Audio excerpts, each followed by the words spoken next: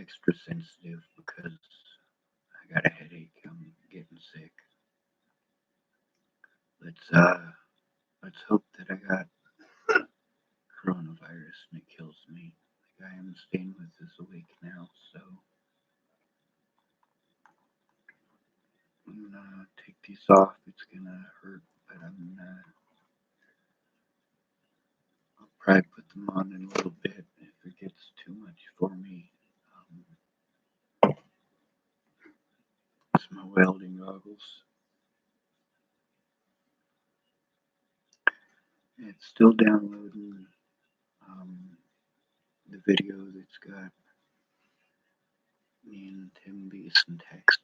Um, you guys will notice if any of you watch those Sword and Scale episodes or listen to them, um, Tim tried to switch around the time frame on that. Like when he was in here, when we get to the part where he talks about Joey Moreno, obviously what it shows already is that Tim was in fact the one who was dating Natalie uh, before she went to Virginia. He was the one who had her dog, not Joey Moreno. He was holding her dog hostage to get her to pay attention to him. He was the one who was trying to shoot himself in the head because Natalie didn't want him no more.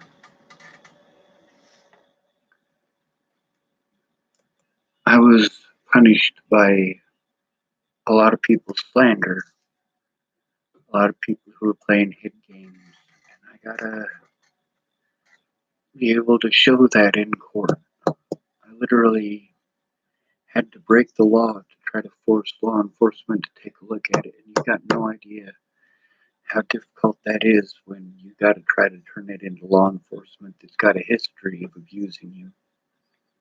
When you're homeless and that law enforcement has a history of taking advantage of the homeless for monetary gain.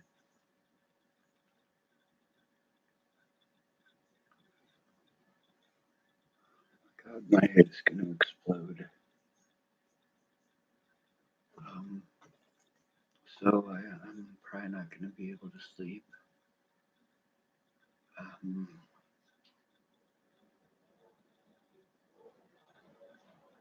it is what it is, right? Now, I had that conversation. Justin Ward was Natalie's boyfriend when she died, and so was Joey Moreno. She was dating both of them. What was Jamie's motivation for not coming forward after Natalie died? What was her motivation for not coming forward with what she knew about Natalie in that situation? And her motivation for not coming forward about James in that situation? Well, she started dating him again. That's pretty good motivation about not coming forward about it, isn't it? That's pretty good motivation for somebody who's twisted and manipulative to go manipulating the situation like she did with Lanny Ingline and Amanda Ingline.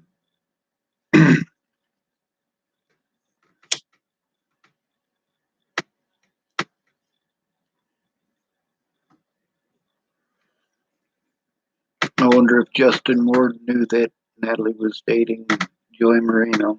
I wonder if Joey Moreno knew that Natalie was dating Justin Ward. Tim Beeson,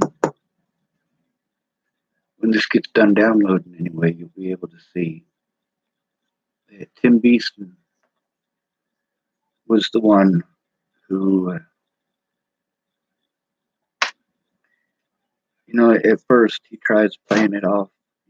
He's letting me know that he was the one who was dating Natalie while I was in Virginia. And he was the one who was, if you guys saw the text messages between me and Natalie Bollinger at the time, or the messenger on Facebook at the time, like, yeah, Tim was threatening to blow his head off. It'd be nice if he would have.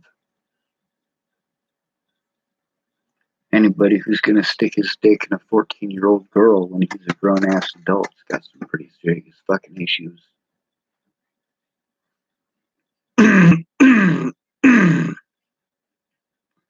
He talked real big, kept threatening to kill me.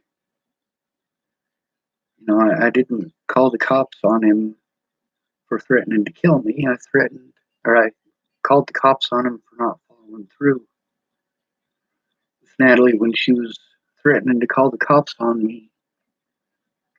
I told her to give them my number and have them call me.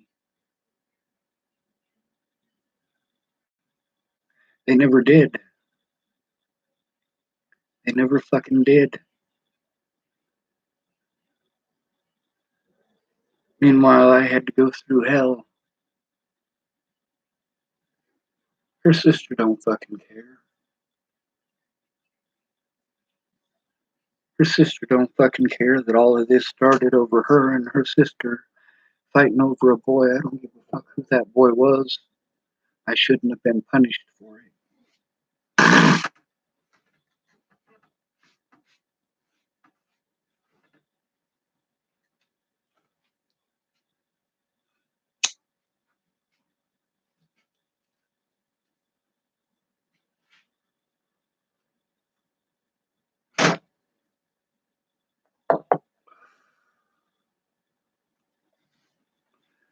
The issues that I have with all of this noise all the time. He has kind of similar, the guy I stay with has kind of similar issues if it's quiet. He just went outside, probably to take the dog to the bathroom, but he left the TV on. He probably left his phone on the couch. He might just be going to Pumpkin Pantry to get something to eat, I don't know.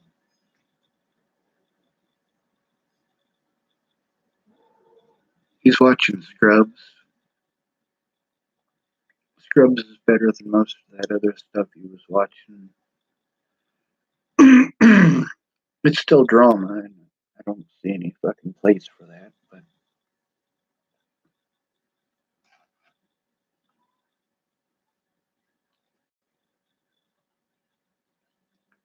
this was just a really fucked up situation.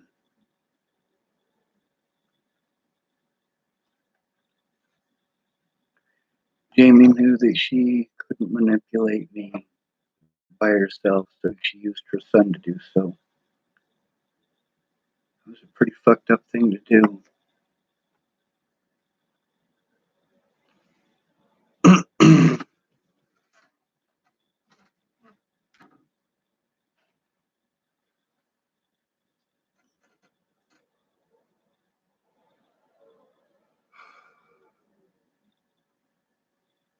All of the conversations that I saved, if those people had come forward in court with that information, it would have been a lot different, and those cops would have been in a lot of fucking trouble.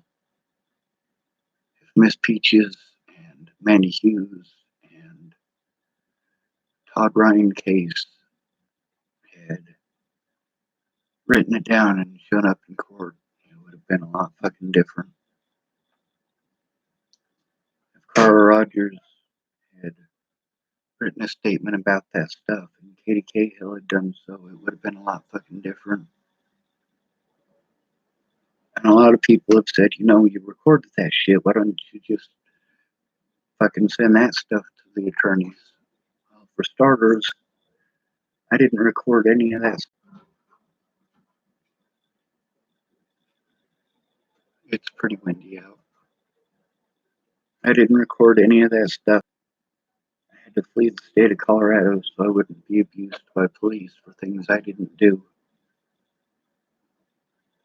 The things that I didn't do, I didn't assault Officer Waylon Lolatai, he assaulted me.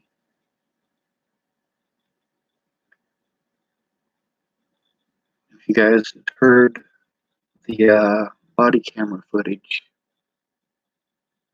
you'd realize they lied outright. They tried to claim that I tried to hurt them with a weapon. Do you guys see a weapon in that video anywhere? They claim that I tried to bite them. I didn't.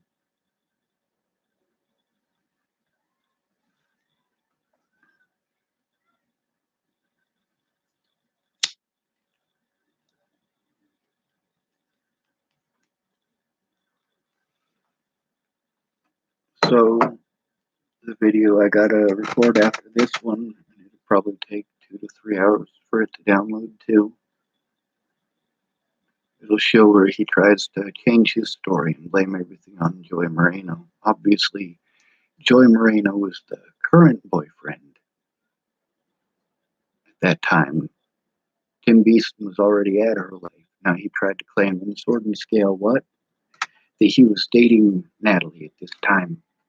No, he fucking wasn't. She was done with his ass. These people needed to leave me the fuck alone instead of playing victim.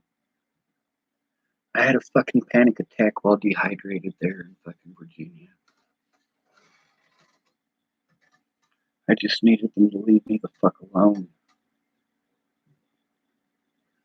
That's it. Just leave me the fuck alone. I left Virginia. You got that whole fucking state to yourself. You don't need to go fucking spreading rumors. You know, when I tried to explain what was going on to Maddie Boa, I wasn't doing it to try to make Natalie look like a bad person. I felt that, you know, Maddie, being as she's a drug addict too, I thought maybe she'd understand, you know. I mean, I didn't want her to hate Natalie. I didn't hate Natalie, you know. I just got a hold of her to let her know what was up and that I was coming back to Colorado, and she had just ended up fucked up there. But Alicia had called up Maddie Boa and lied to her and said that I had threatened her family. I didn't.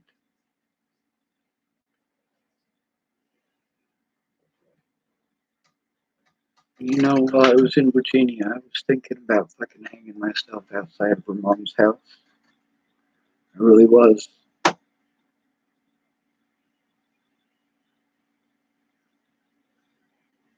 already knew what I was going to have to go through when I saw the word stalker from the backseat of that police cruiser. I was like, holy fucking shit. This is not the fucking situation. They need to fucking tell the truth.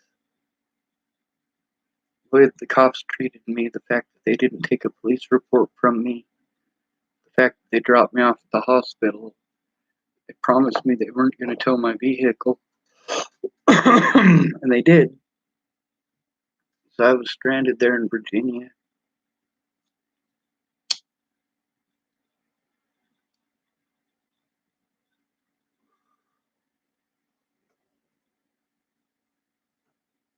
I didn't want no trouble. I just wanted to be left the fuck alone. I wanted to be able to see my loved ones without being fucking abused.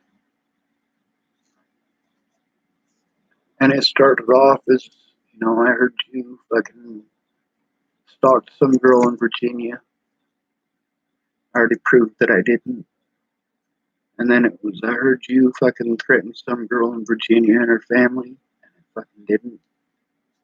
And when it started, you know, people were like, Maddie Boa said, Maddie said, Maddie said, Maddie said.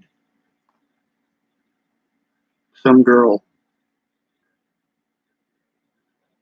And then it started working from there. The rumors started getting worse and worse.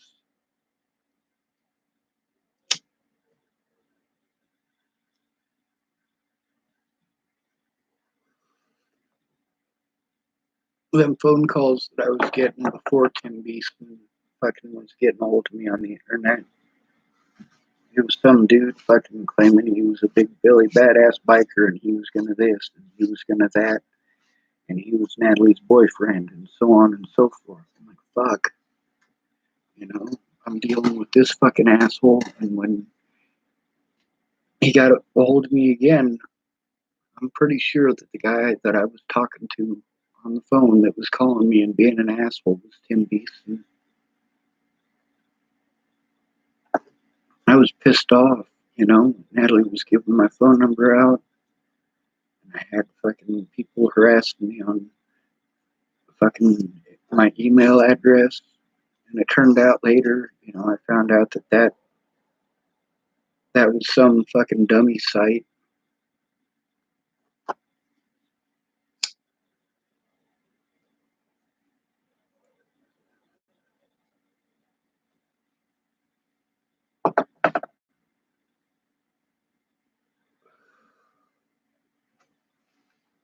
But they picked two names of people that I knew.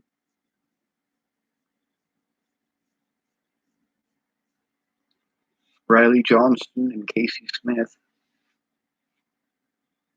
It turned out they were just randomly generated names, which is odd because Riley Johnston isn't exactly a common name. Casey Smith, maybe, but not so much. Casey Smith is the name of Andrew Witcher's ex. That's the one that, in those messages between me and Amy Witcher, when she's talking about Casey, that's the Casey that she was saying was brainwashed.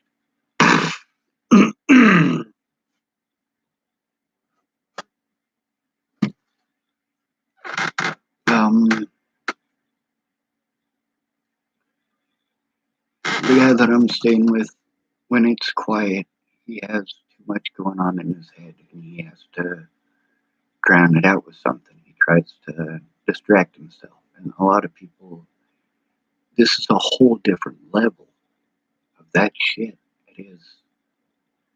I mean, this is that times 1,000. It is so completely different. I mean, the stuff that overwhelmed me before is fucking cake by comparison. The stuff that overloads the guy downstairs is cake by comparison. That's not to say that it's not overwhelming, because it is. But I needed these people to work together. I needed these people to be honest with each other instead of being at each other's throats. I mean, here Erin Cockerham was claiming that she was going to help me, and Carmi was claiming she was going to help me, and these two were at each other's throats. And Layla Johnson, a.k.a. Layla Dunan, a.k.a. Missy Johnson, was having issues with Carmi as well, a.k.a. Cara Rogers. And I'm having to deal with all this fucking drama.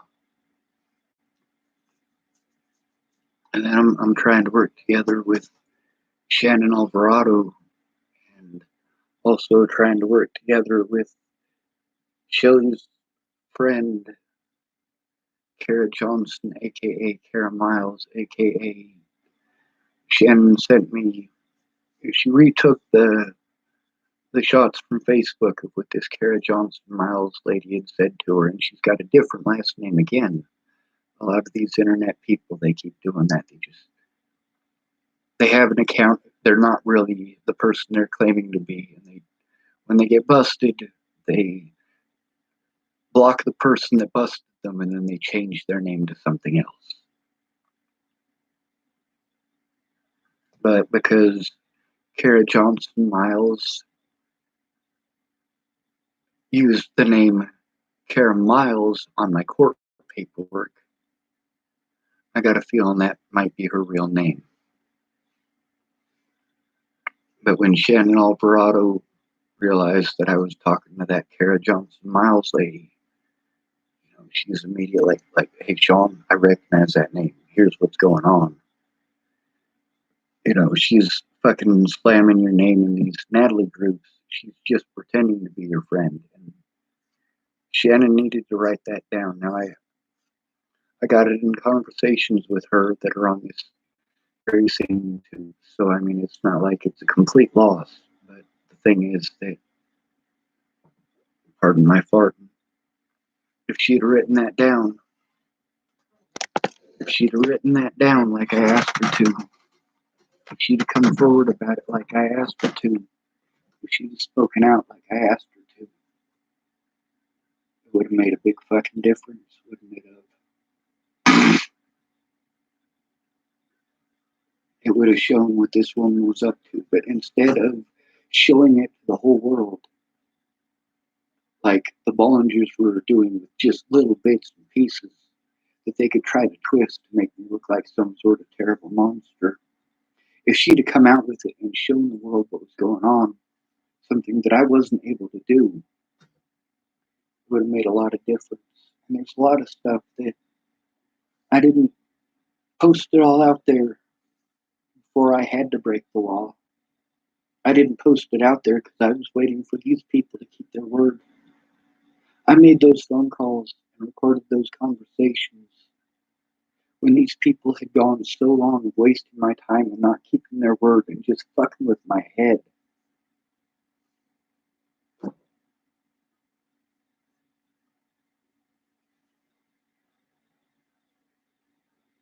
my God. So I won't be able to sleep downstairs. And up here, I gotta sleep on a cat piss infested carpet. That's gonna give me a really bad headache. I got a pretty bad headache already.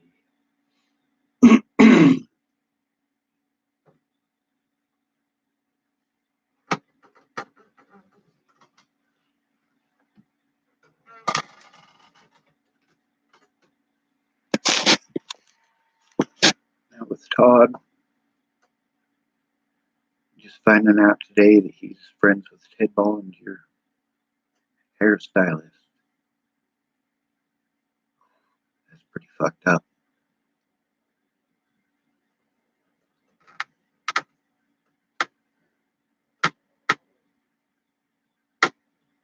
A lot of these people just aren't understanding that this is a whole nother level. A whole nother level altogether. These people didn't have to leave the state of Colorado to get away from this.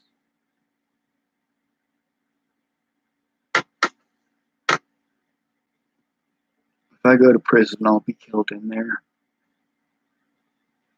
Here's the thing about death.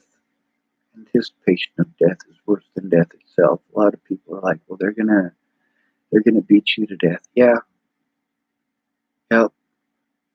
And it'll hurt, but it'll only hurt for a little bit. When I'm dead, it'll stop hurting. Never mind the fact that they'll be beating me to death over shit I didn't do. Shit that Ted Bollinger did.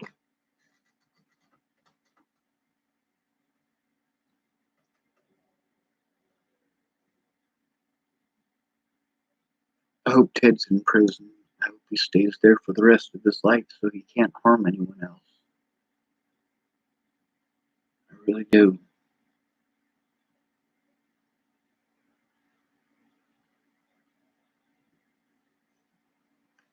He raped his daughter. He had her selling drugs.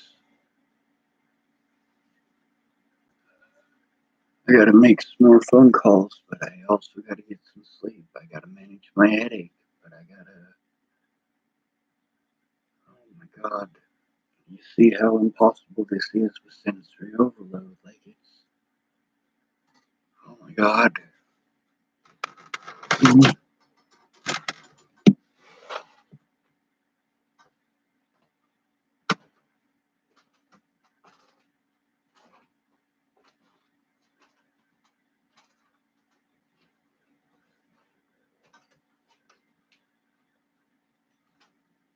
See, I needed people to work together. The Bollingers and their fucking cronies worked together. They were united in their hatred for me over slander. And a lot of them were, well, all of them were involved in trying to hide the things that they were doing, the things that they had done to Natalie, the things that they were doing after Natalie was killed.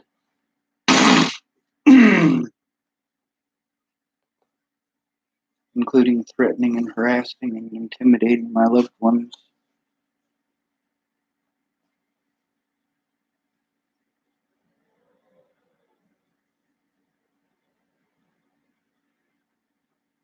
So, let's see how long it says until it's done downloading.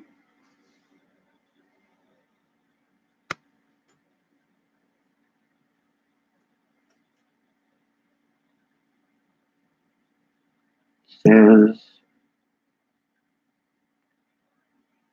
26 minutes remaining. It's 87% downloaded. I think I started it, I want to say 4 hours ago.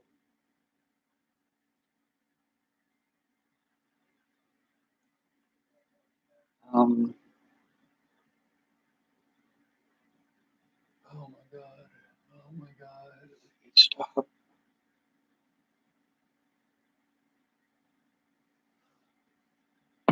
All the money that I spent moving to these people's places for empty promises. If I'd had my place, it was taken away from me when Natalie was killed. I was prevented from coming here to Chapel, Nebraska. I was prevented from going somewhere safe. The assault by the border police was because they assumed that I killed Natalie, and it was to keep me from fleeing the state. Well, I needed to flee state for my own safety. After what the fucking media painted me out to be, I needed to get somewhere safe.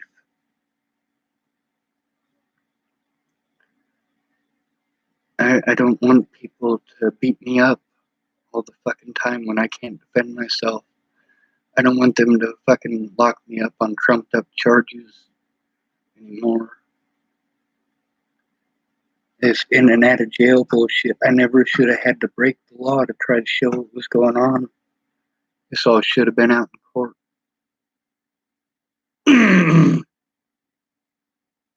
These people didn't try very fucking hard though, did they?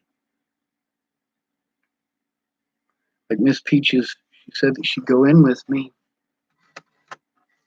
but then she just made excuses. And she didn't finally make that effort to go when we knew that they were going to be fucking closed.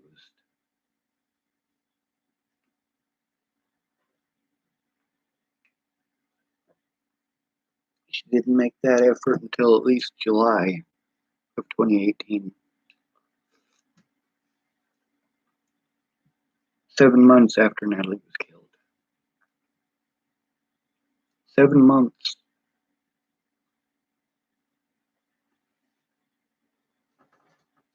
I don't understand why. I don't understand why, Sean. I don't understand why. Yeah, Sean, I'll do it. I'll do it. I'll write it down. I'll write it down. I'll write it down. No, the fuck you won't. It's like Jen Beebe. She was going to write it down back in December of last year about the situation with the Chapel Police Department and what they said to her. In that situation. And here it is, March 24th.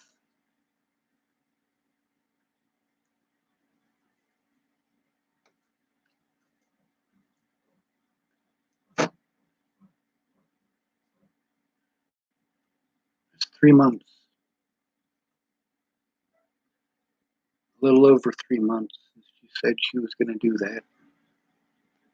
She hasn't tried to call me back in over 2 months.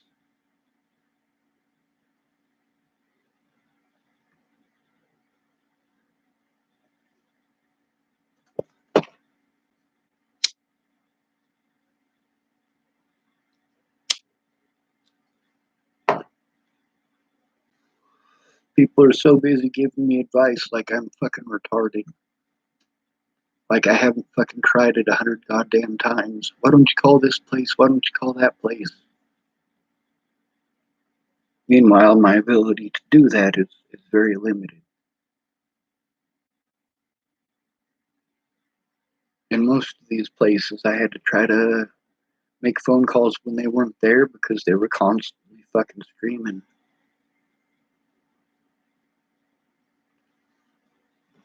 Or because they were fucking paranoid.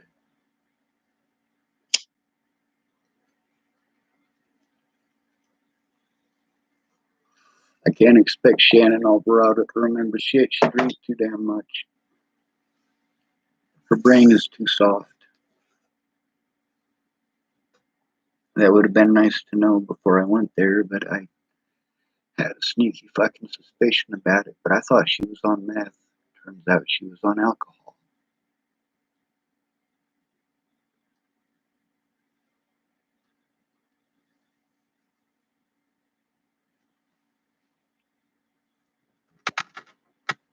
Todd, with all of his screaming at me and his girlfriend while I was there, because he was all fucked up on drugs.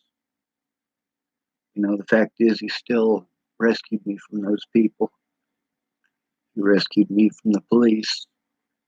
He rescued me from the homeless people. He rescued me from the general public. He rescued me from all them fucking tweakers he was talking about. Matty Boa's customers.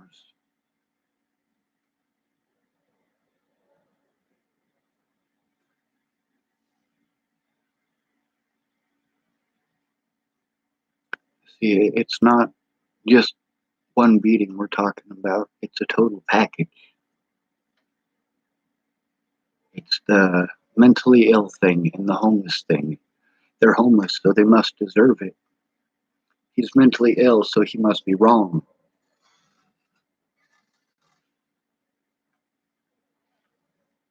You make excuses why it's okay because I'm homeless. Black people make excuses why it's okay because I'm homeless. All the stuff that you hear about how terrible black people are from all these racist assholes. You can hear black people saying that about homeless. All the terrible things you hear people saying about homosexuals, you can hear homosexuals saying that about the homeless. All the terrible things that people say about men and women, you can hear men and women saying about the homeless. Everybody makes excuses why somebody else deserves it and they don't. That's why I stick up for black folks and gay folks, and women folks and men folks. If I'm not sticking up for them, it's satire. I'm trying to prove a fucking point. But you can't tell that when I'm writing it, when I'm typing it. A lot of stuff that's meant to be funny, people would have laughed at in real life, but they took it serious when I typed it.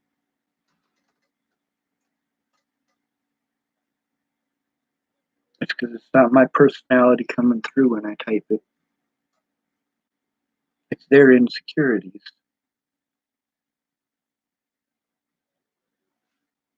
Oh my God.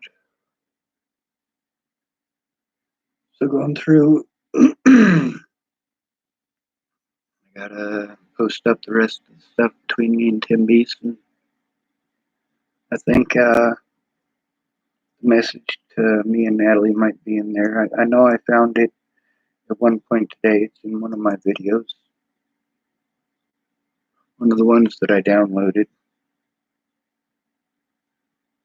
And I know I've shown it before, but that's the thing, is that I was trying to get this shit to stop. I was trying to get the abuse to stop. I was pissed off because I couldn't see my loved ones. I was pissed off because I can't go to the police. The police aren't going to listen.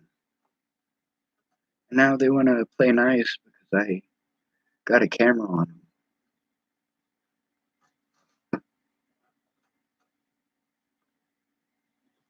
Meanwhile, yeah, these are pretty shitty fucking people. I don't think that most of these people are just naturally shitty people. But the things that they did, the things that they didn't come forward about, really does make them shitty people.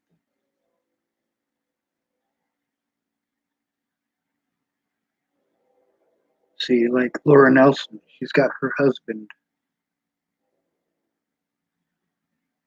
She can come forward because she has her own roof over her head. Her husband will help her if she needs help. The guy I'm staying with isn't going to help me. We've already discussed it.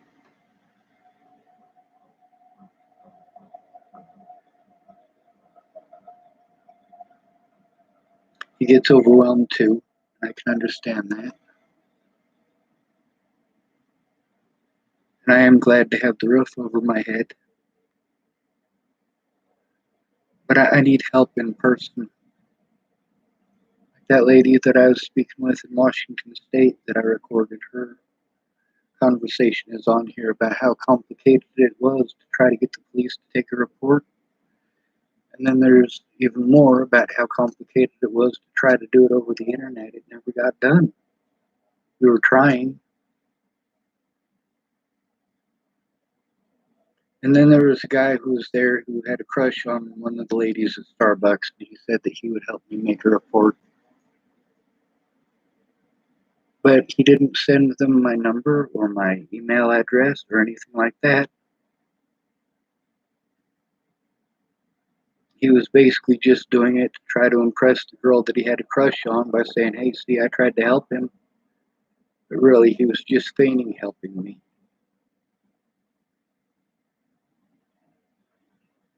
The cops there knew exactly what they were doing. And all those people wanted to make excuses why what was happening to me was okay. Fucking manufacturing bullshit. Fuck you.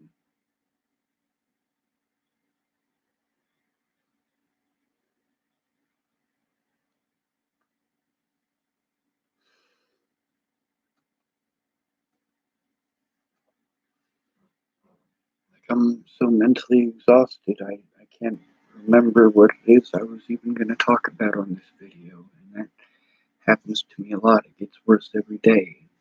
People want to keep on telling me this advice that would work under better circumstances. I've told Todd more than once that my disability was taken away because Natalie died. And it was. My housing was taken away because Natalie died too.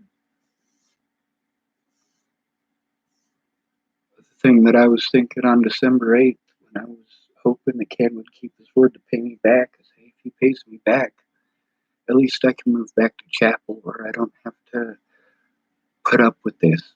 But he didn't. And I had to put up with Leah. And I had to put up with Ken. And according to Leah's ex, her son's dad, that conversation's here on YouTube too.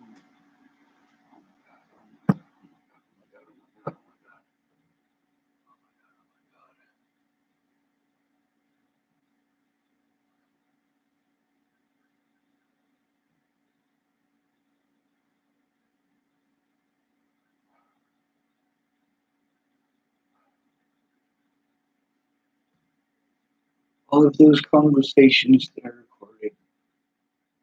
I recorded that after it was already too late. And the things that are in those conversations would have allowed me an honest court date.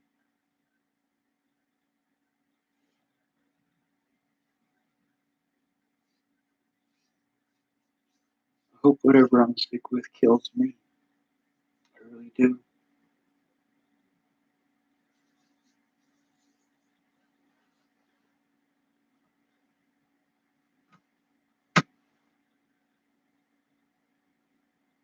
See, here's the thing. Sword and Scale, Mike Boudet. He chopped up what was supposed to be an interview between me and his friend Josh. And it was supposed to go to the police in Natalie's case, and they weren't supposed to release any of it until they found Natalie's killer. But instead, they used it to try to, well, they chopped it up, and Mike Boudet put his own questions and his own words in front of little bits and pieces that he wanted to use as his excuses. It was okay.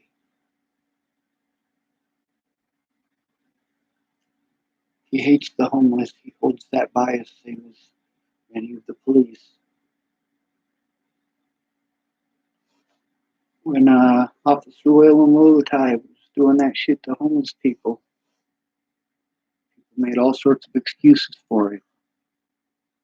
And Miss Peaches isn't homeless, and Waylon Lolotai was nice to her. She talks about that too. Obviously, Todd and Chloe are back together, like I said. But also, there's the conversation with me and Miss Peaches where we helped to get Chloe safe, and she went back to him. I really do hope he treats her better than he did before. I love Todd, I really do. And I can give that people can change. Mandy got a hold of me to tell me that Joseph was being an abusive asshole. I helped her to get safe. I helped her to get back to Colorado.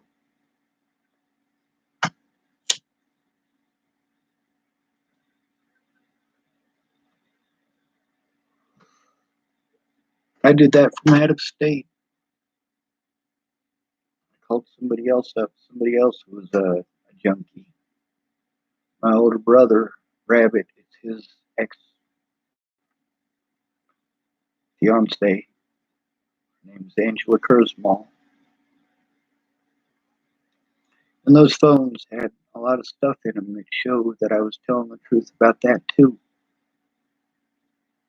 That's the thing, is that I saved the proof. I did everything that I could to try to show the truth. The things that I recorded that people should have come forward in court about, I didn't record those until it was already too late to bring it up in court. I'd already been railroaded because those people didn't come forward. But I needed to find a way to stop the abuse, and these people weren't understanding. The worst they got was fucking threatened or had to move. But they were able to move to their own place.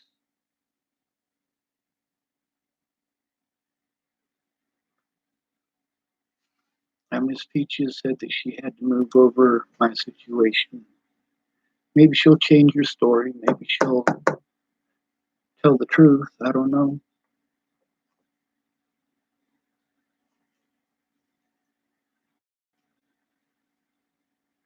But nobody took it seriously. Nobody took it seriously enough to listen to me. They wanted to tell me how to think and how to feel. With that stuff with Tim Beeson, I mean, that wasn't even close to the start of it. There were lots of people who were harassing me over that. And Alicia Bollinger could end all of it by coming forward and admitting that I didn't molest her, that I didn't rape her.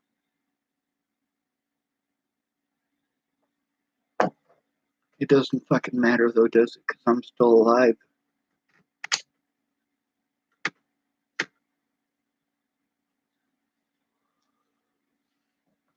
All those people from Randy Hughes to Miss Peaches to, well, all those people that I recorded, the ones who want to play like it's different now, well, they're not going to allow me to show those videos in court. I already know that.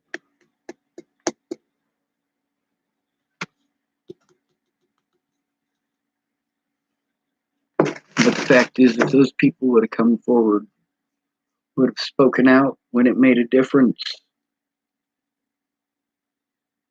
it would have made a lot of fucking difference. The things in those videos are completely different from what Amanda Jonas and that fucking asshole Brian Valenzuela wrote down in my fucking police bullshit.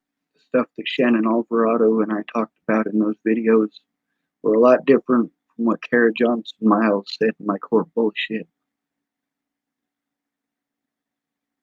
Fuck them all for not killing me, and fuck them all for not coming forward when it made a fucking difference. And fuck them all for playing victim when I had to do desperate shit to show the truth. I tried to do it the right way. Fucking pieces of shit.